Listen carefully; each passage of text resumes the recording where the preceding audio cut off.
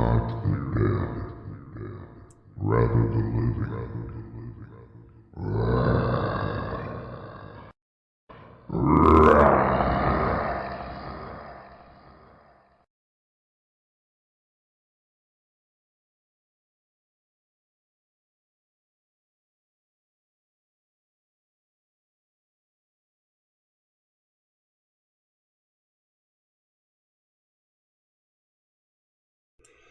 Hi, welcome to Night Talk. I'm Reverend Dave Christensen. I'm your host for Night Talk and Real Ghost Stories. Tonight, the feed is going to be about the history of vampires. The first vampire may be traced back to Greek mythology in the story of a young Italian man named Ambrogio and the love of his life, Selena. The story includes many features of mainstream vampire tales, such as passion, blood-sucking, and extreme sun sensitivity. According to the myth, Ambrogio fell in love with Selena after visiting the legendary oracle in the temple of Apollo, the sun god. He asked her to marry him, but little did he know the jealous Apollo wanted her for his own. Apollo cursed Ambrogio by causing his skin to burn whenever it was exposed to the sunlight. In desperation, Ambrogio turned to Hades, the god of the underworld, and then Artemis, the goddess of the hunt, for help. After stealing Artemis's silver bow to fulfill the deal with Hades, Artemis cursed Ambrogio so silver would burn his skin. She later took pity on him and gave him super strength, immortality, and fangs to kill beasts to use their blood to write love poems to Selena. Eventually, the mortal Selena escaped Apollo's grasp and reunited with the immortal Ambrogio. Artemis told Ambrogio he could make Selena immortal by drinking her blood, which would kill her, but make her spirit live on. Their combined blood could then turn anyone who drank it into a vampire. I'm going to play you a video here. It's called Vampires, Folklore, Fantasy, and Fact. Okay, let's get it going.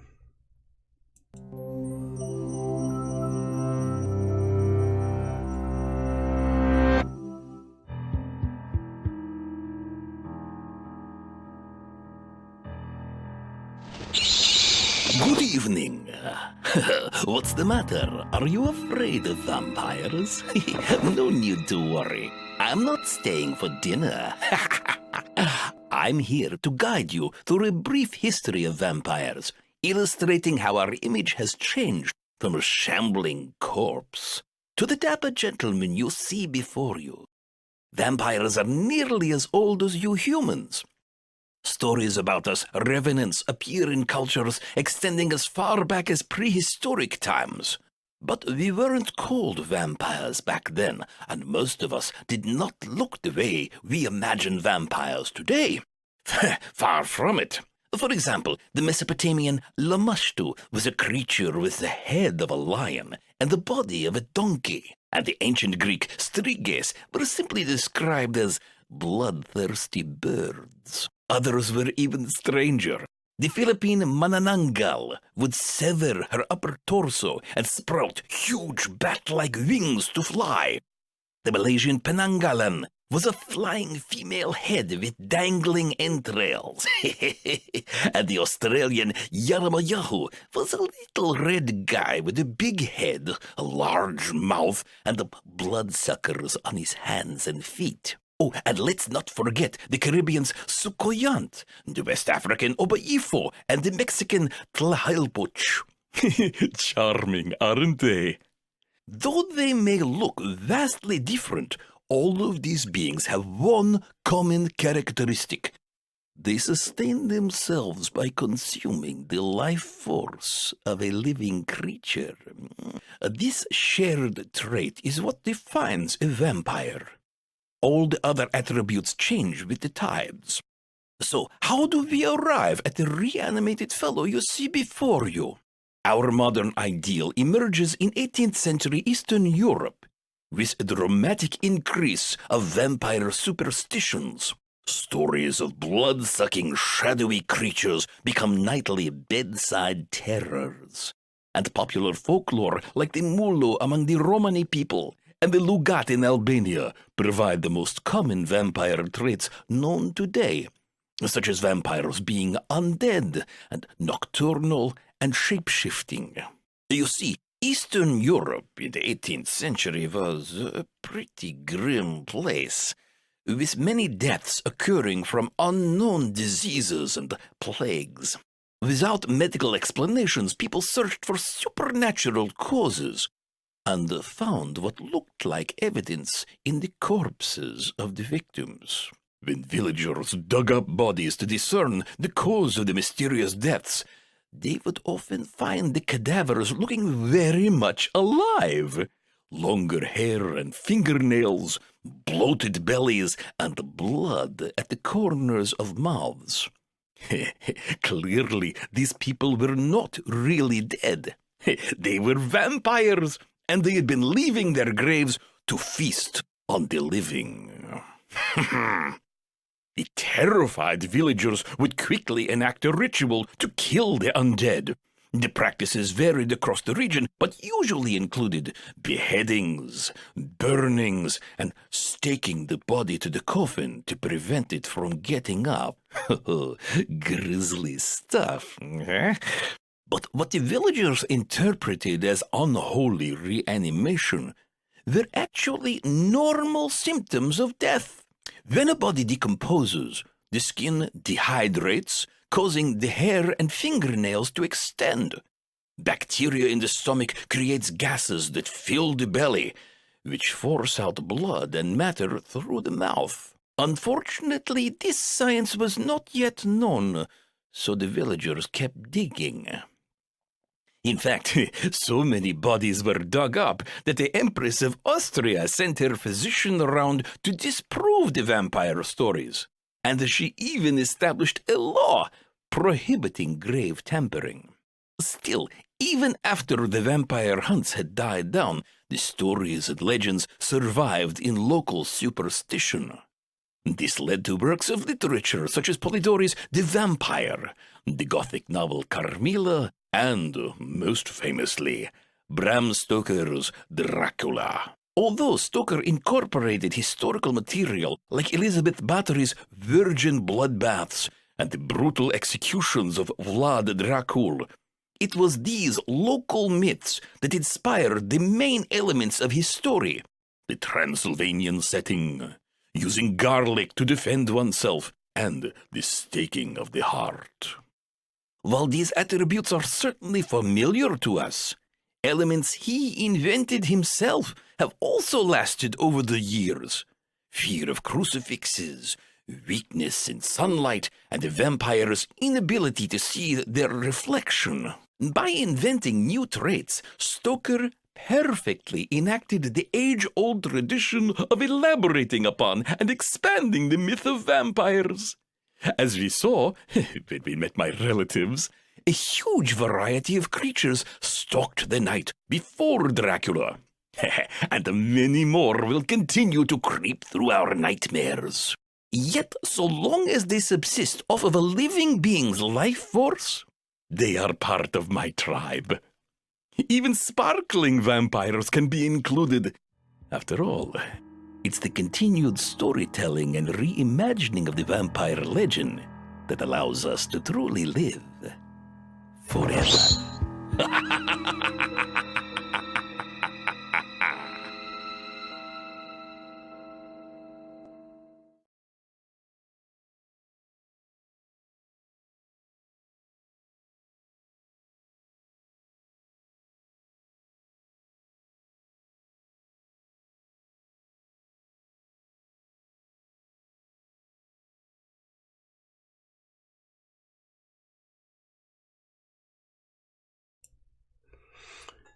Well, have you ever heard of Vlad the Impaler? This guy was really a sick individual.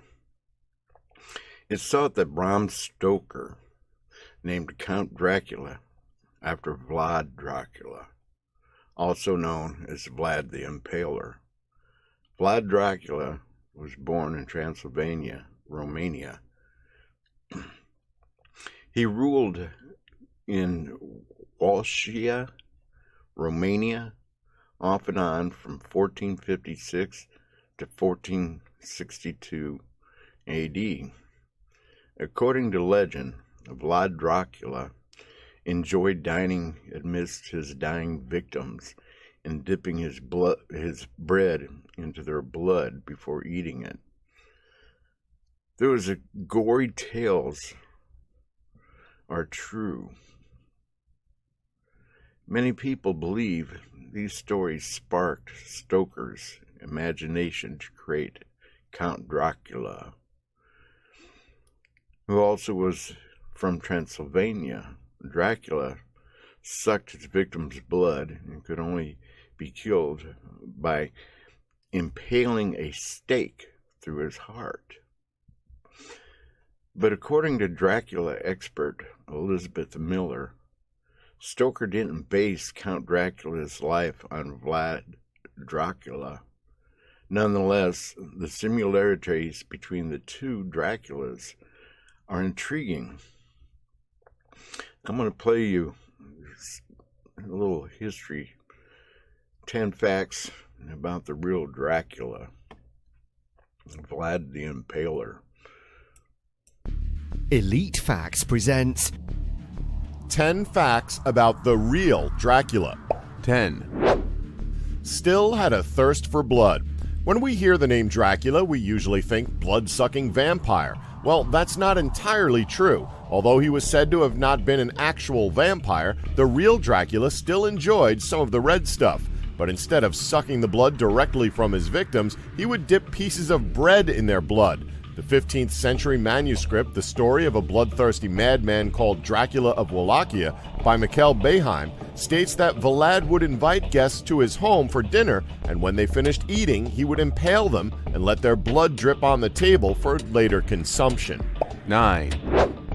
Dracula means son of dragon. So the name Dracula wasn't something made up specifically for the Gothic novel, as Vlad III himself actually preferred to be called Dracula. His father, Vlad II, was a member of a secret society known as the Order of the Dragon. He was so proud to be a member that he had his name changed to Dracul, which translates in Romanian to dragon. As a child, Vlad III also got involved in this society, and he would later change his own name to Dracula, which translates to son of the dragon. 8. Dracula's mother. Although we know quite a bit about his father and his history with the Order of the Dragon, we know pretty much nothing about his mother. It was originally believed that his mother was Princess Nijna of Moldavia. However, the theory is very unlikely, as his father was well known for having many mistresses, so it is a complete mystery as to who Vlad III's mother really was. 7. Tortured childhood. As a child, Dracula lived in a time period filled with constant war. Transylvania itself was at the frontier of two great empires that consisted of the Ottoman and the Austrian Habsburgs. At first, Dracula was imprisoned by the Turks and then again by the Hungarians. Dracula's father was murdered, while his older brother, Mircea, was blinded with red-hot iron stakes and buried alive. This was the turning point in Dracula's life that made him the killing machine that he became infamous for being. 6. Dracula liked a good laugh. As strict and as ruthless as he may have been, it's well documented that Dracula also enjoyed a good laugh, although not a good laugh in the traditional sense, more that he really enjoyed all the torture, pain, and suffering that he dealt out. So much so that you could make the argument that Dracula actually had a sense of humor, albeit a twisted one, as he was known for making some incredibly morbid jokes about his victims as they died. For example, Dracula would always comment on the way his victims twitched around like frogs, and would always make casual and somewhat sarcastic statements like, "Oh, what gracefulness they exhibit." Well, at least his sense of humor was more tame than Frankie Boyle's. 5. feared and respected by all. Dracula always liked showing his dominance when it came to the country he ran. To show how much his citizens feared him, he placed a gold chalice in the middle of the town square in Targovisti and allowed people to drink from it, but the golden cup had to remain in the middle of town square at all times. You want to know the results? Well, not a single person drank from the chalice. Everyone was far too scared. They were worried that Dracula would be offended and sentence them to some horrible death. 4. Modern-day praise. Bram Stoker's loose interpretation of him aside, the real Dracula still gets praise in our era. Former Romanian President Nicolae Ceausescu, who was the communist leader of the country from 1965 to 1989, commended Vlad's patriotism to further his nationalistic agenda, which targeted Hungarians and other ethnic minorities in Transylvania. 3. Death toll. There's no doubt that Dracula was a sick, sadistic ruler, but you've got to ask, well, how many people's deaths was he actually responsible for? Well, when you consider that Dracula had a passion for killing and a large appetite for death, you can expect that that death toll would be in the thousands. He was reportedly responsible for at least 40,000 deaths, with some other historians saying that the death toll he's responsible for is actually in the 100,000 range. 2. His death. As with any reign, it must come to an end in some way, shape, or form. Vlad was eventually captured during the Turkish invasion and was decapitated for all his troubles. His head was then given to the Sultan, who impaled it outside his palace so that everybody could see it, thus marking the end of his reign of terror. 1. His body disappeared. Even though his reign was ended at the hands of the Turkish invasion, his legacy still haunts the empire he once ran to this day. Soon after his head was impaled in front of his own castle, his body was buried in Nagov Monastery outside of Bucharest. However, reports state that his body was never found there, meaning that either someone went grave robbing soon after his death, or that Vlad the Impaler rose from the dead, reincarnated as Dracula. Of course, there's always the possibility that he faked his death and he's hiding out in Cuba with Tupac. Don't forget to like us and subscribe for more elite facts.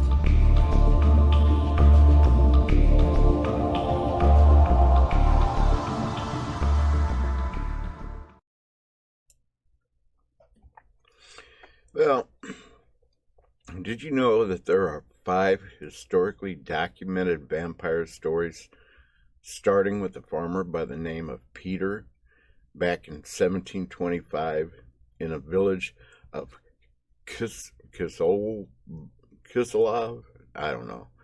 I'm not very good at pronouncing these oddball names and stuff. But Kislov, Serbia. And it also goes all the way back to Elizabeth Maidstream in 1528 in Hungary, as Elizabeth was a sadistic serial killer. This I don't even want to call her a woman. This person was just unbelievable. I'm going to play this video. 5 creepy and darkest cases of vampires in Europe history. And I'm going to start that right now for you. This will tell you a little bit about the farmer and Elizabeth, okay?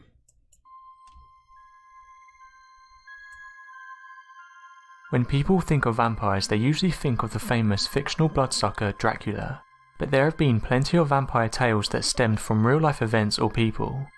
In this video we count down 5 alleged cases of real vampires. Back in the 1700s, vampire hysteria was all over Europe. Many were afraid of vampires rising from the grave to feed upon them and their loved ones. In 1725, in the village of Kislava, Serbia, a farmer by the name of Peter died but didn't stay dead. 3 days after his death, Peter returned from the grave, appearing before his son and demanding food. His son fed him, but the next night when Peter returned asking for more, the son refused him, so Peter left. The next morning the son was found dead, and after a few days 9 more people from the village were found dead. Before their death, each of these villagers complained of exhaustion and appeared to have lost large amounts of blood. If that wasn't suspicious enough, they also all claimed to have dreamed of being visited by Peter. Greatly alarmed by these events, the parish priest wrote to a local magistrate, who passed on the news to a nearby commander of imperial troops. He, 2 officers and an executioner arrived shortly after receiving the message, and they promptly set to exhuming the corpses of all who had died. What they found in Peter's grave shocked everyone.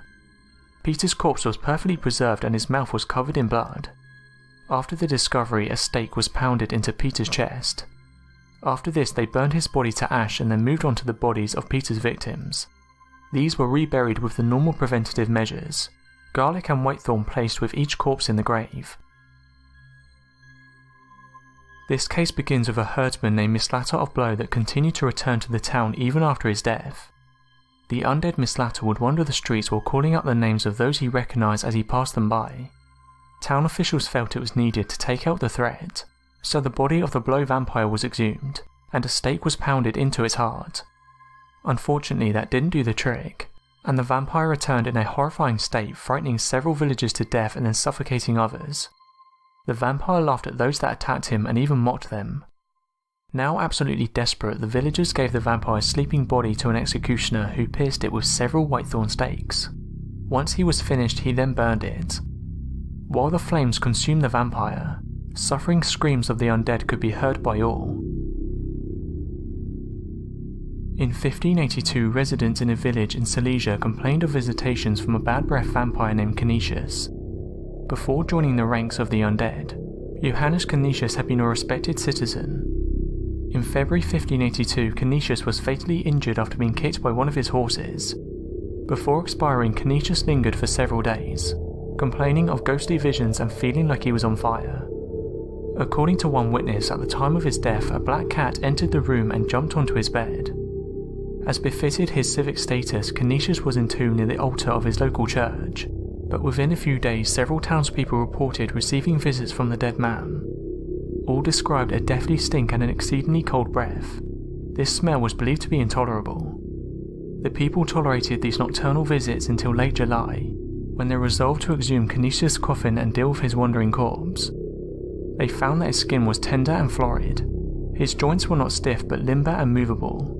When they opened a vein in his leg, the blood sprang out fresh as in the living. After a brief hearing, Canisius' body was thrown onto a bonfire and burned, then hacked to pieces and crushed to ashes. As might be expected, the spirit of Canisius ceased its nocturnal visits. The Phantom of Rockland Grange is one of the best-known vampire stories in Britain. Legend tells that Rockland Grange was in the hands of the Fisher family for many centuries. In the early 19th century, the Fishers moved from the property into larger dwellings and put the property up to let. All during the cold long winter, the house was empty. As the winter passed into spring, the Grange was finally let to 2 brothers and a sister called the Craneswells. It seems that they enjoyed life to the full, and soon settled into village routine and socialised with the local people. They were well liked within the village and loved their new home very much. One summer's evening, Miss Craneswell looked out the window in the direction of the darkened churchyard at the bottom of their long lawn, and noticed something peculiar in the vicinity of the churchyard. It seemed that above the darker blackness of the gravestones she could see 2 points of light moving. In time they moved from the graveyard over the shadows of the wall, moving closer onto the bottom of the lawn where they played around the churchyard wall. By this time Miss Craneswell's curiosity had given way to a deep feeling of unease. She closed the window tight, bolted the door and laid down in her bed to try and get some sleep. On the verge of sleep she was suddenly jolted awake by the low rustling from outside the window. She twisted in bed and sat upright. Outside the window were 2 points of light which she now recognised as the vampire's eyes. She tried to scream but terror froze the sound in her throat. He stepped to the bed and in one movement grabbed her hair and pulled her head back as if to deliver a kiss. The brothers sleeping in separate rooms were aroused by a loud high-pitched scream that seemed to shake the very walls of the Grange. In a moment they were before their sister's door. The door was locked, so they smashed through it, breaking into a devastating scene. There was a stench of mouldy decay in the air, and upon the bed lay their sister, blood pumping from gashes in her neck. One of the brothers rushed to the open window and just caught sight of a shadow flittering across the bottom of the lawn near the churchyard. They managed to stop the blood and revive Miss Craneswell. The next few hours were spent in an attempt to save her life. Miss Craneswell survived the attack, and when she was strong enough to travel they took her to Switzerland to recuperate in the fresh mountain air. When the full story was in the open, the brothers swore revenge on the creature. So it came to be that the Cranswells returned to Rockland one dark winter's day. Miss Cranswell took her place in the room overlooking the churchyard, and as the moon rose, a pair of bright lights shone in the shadows of the churchyard. Once more, the figure of a man appeared at the window and picked the glass to gain entry to the bedchamber. This time, the two brothers were lying in wait in the shadows. As the figure came to step into the room, they both released shots at the creature. There was a low howl and the creature sped off in the direction from where it came. Not wishing to follow such a night creature into its domain, the two brothers waited for daybreak. First thing in the morning, they took Miss Cranswell to safety and gathered all the residents of the Grange around them to carry out their gruesome task. The men searched the graveyard for any signs of disturbance. On finding none, they turned their attention to the church. All was quiet, but they noticed the door was slightly ajar. Pushing into the crypt, they was met with a horrific scene. All around the crypt were the scattered remains of broken coffins and gnawed human bones. One coffin stood alone in the corner and seemed to have been left untouched by the chaos. The villagers wrenched off the coffin lid. Inside, wrapped in mouldy clothes, was what they assumed to be a vampire.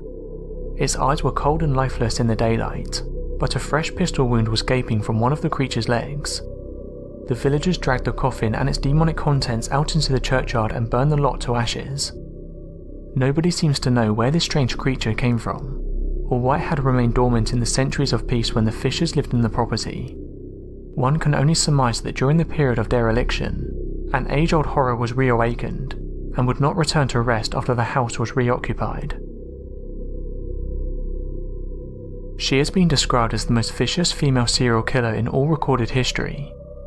Born in 1560, she was endowed with looks, wealth, an excellent education and a stellar social position as one of the Pathari family, who ruled Transylvania as a virtually independent principality within the Kingdom of Hungary. When she was 11 or 12, Elizabeth was betrothed to Ferenc Nadezhdy, but a year or two later she had a baby by a lower order lover. Nadezhdy was reported to have him castrated, and then torn to pieces by dogs. The child was quietly hidden from view, and Elizabeth and Nadezhdy were married in 1575 when she was 14. Because Elizabeth socially outranked her husband, she kept the surname Pathari, which he added to his own. The young couple lived in the Nadezhdy castle in Hungary, but Nadezhdy was an ambitious soldier and was often away. Elizabeth ran the estates, took various lovers and bore her husband 4 children. Word was beginning to spread about her sadistic activities. It was said that she enjoyed torturing and killing young girls. At first they were servants at her castles, daughters of the local peasants, but later they included girls sent to her by local families to learn good manners. She believed that drinking the blood of young girls would preserve her youthfulness and her looks. Witnesses told of her stabbing victims or biting their breast, hands, faces and arms, cutting them with scissors, sticking needles in their lips or burning them with red-hot irons. Some were beaten to death and some were starved. A minister went to the Hungarian authorities, who eventually began an investigation in 1610. Elizabeth was placed in solitary confinement, with only small slits left open for ventilation and the passing of food. She remained there for 4 years until her death. On the evening of the 21st of August 1614, Elizabeth complained to her bodyguard that her hands were cold, whereupon he replied, "It's nothing, mistress, just go lie down." She went to sleep and was found dead the following morning. So that was 5 dark cases of vampires. Thanks for watching and don't forget to subscribe for more countdown videos. That Elizabeth, she was one sick individual, wasn't she? But there's one actor that I want to talk to you about that I personally feel played a fantastic role as a vampire in the old movies back in the late 1830s or 1930s, I'm sorry. And his name was Bela Lugosi. Bela Lugosi was a Hungarian-American actor, best remembered for portraying Count Dracula in the 1931 film Dracula by Todd Browning and produced by Universal Pictures. Through the 1930s, he starred in a number of horror films and when I was a kid and I watched his movies, I mean, he was fantastic, just fantastic. If you get a chance to find any of his old movies on YouTube or something, yeah, watch them. They're really good. Lugosi was born October 20th, 1882 in Romania and died from a heart attack on August 16th, 1956, while lying on his bed in his Los Angeles apartment. He was 73. Lugosi was buried wearing one of his Dracula capes in Holy Cross Cemetery in Culver City, California. Contrary to popular belief, Lugosi never requested to be buried in one of his capes from his movies. His son, Bela G. Lugosi, confirmed a number of times that it was him and his mother that actually made the decision to bury his father wearing one of his capes. He figured that's what his father would want to do, is be buried in one of his capes.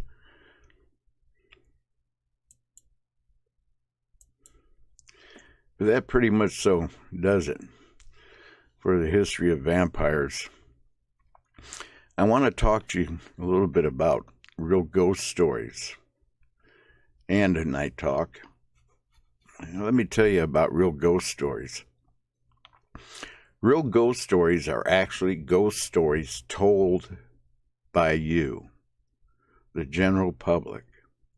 What you do is you call that phone number in the bottom left-hand corner, 402-370-8770. You leave your name, your phone number, and a brief description of your ghost story, and I will personally call you back.